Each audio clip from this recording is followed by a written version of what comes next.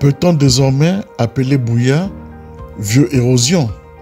La question est posée, tant toutes les réalisations des grands travaux dont il a la charge depuis plusieurs années finissent dans les cratères géants et béants, à l'image de ce qui défile sur les images que nous recevons depuis plusieurs semaines du Congo.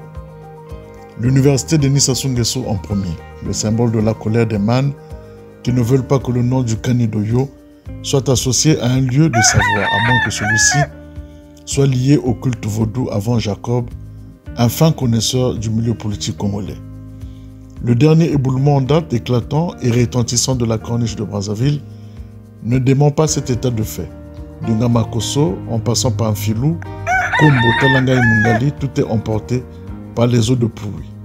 À cette allure, Brazzaville va bientôt disparaître des cartes de géographie. Cratère après cratère, les impacts des érosions sur la ville vont finir par la transformer en une ville bombardée. Tout cela arrive, tenez-vous bien, non sans faute de travaux, d'investissements consentis par l'État congolais. Cela arrive par la faute d'une poignée de personnes cupides, anti-peuple, qui ont fait main basse sur le Congo et entendent le dépouiller jusqu'au dernier sou, par la faveur des contrats mal négociés et la surfacturation. 3 municipalisations accélérées, rien que pour Brazzaville, qui ont englouti des milliards de francs CFA, et à chaque inauguration, on expliquait au peuple, par M. Jean-Jacques Buya, les chiffres et on leur assurait que les travaux menés l'étaient dans les règles de l'art. Aujourd'hui, où sont passées ces règles?